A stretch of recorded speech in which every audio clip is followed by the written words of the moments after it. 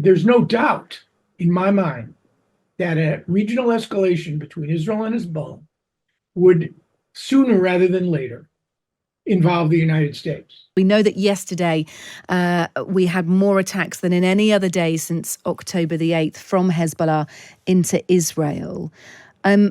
How significant is that? What would it look like if this became another front in this war? Thanks for having me, first of all. I think even more significant than that is the Israeli, although they haven't claimed responsibility formally, for the hit on Saturday on Razi Mousavi, a key Iranian Revolutionary Guard figure and a link between Iran and the delivery of weapons to Hezbollah.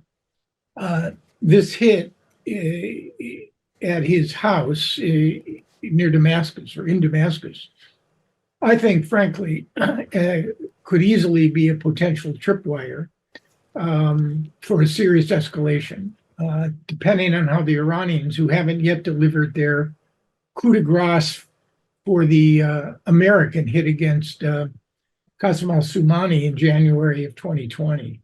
And I'm concerned about that.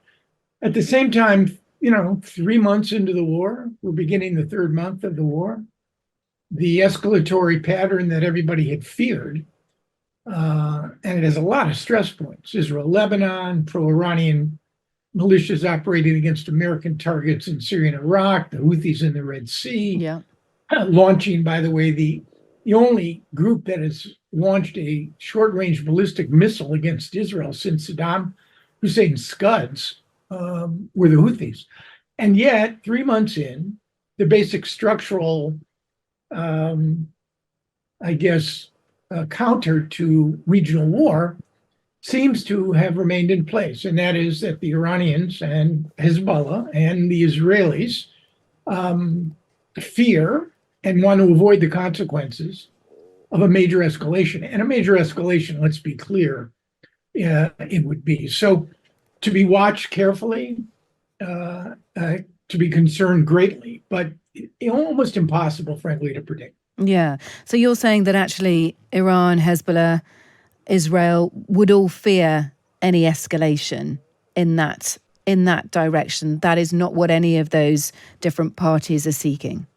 Yeah, I mean, look, I think, and remember, this has got a longer tail.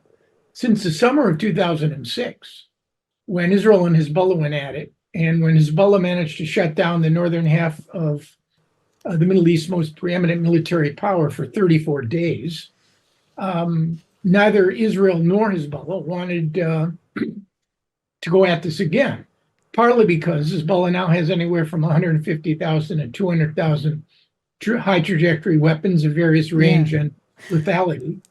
Iran is not interested. We have 2 carrier strike groups with 200 strike aircraft, one deployed in the Eastern Med, and the other deployed near Djibouti.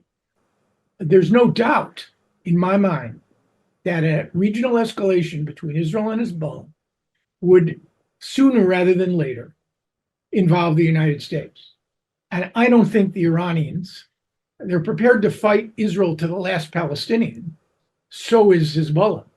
But I don't think either of them want to jeopardize the real key asset, which is Hezbollah's high trajectory weapon. So again, it's almost impossible. It is impossible to predict the trajectory of an escalation.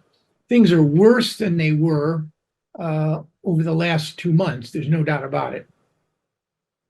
But again, the US remains a key player in this.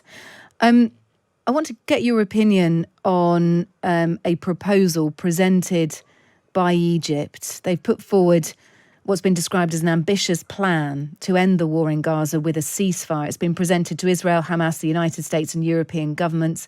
It would see Israel fully withdraw from the Gaza Strip, all captives held by Hamas and many Palestinian prisoners freed, and a united technocratic Palestinian government installed in Gaza. Does that in any way look realistic to you? It's an interesting proposal.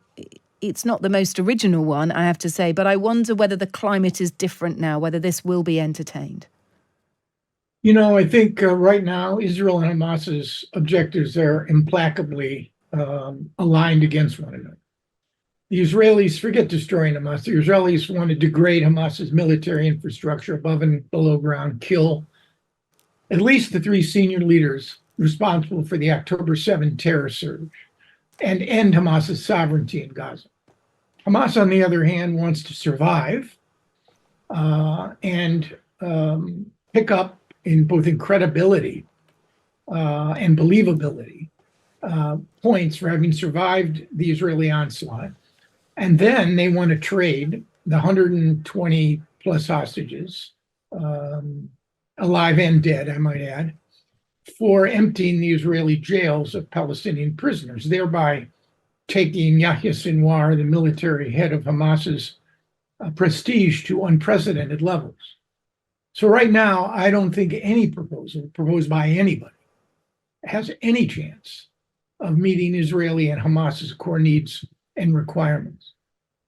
Could something be worked out beyond a humanitarian pause? Maybe, but not now.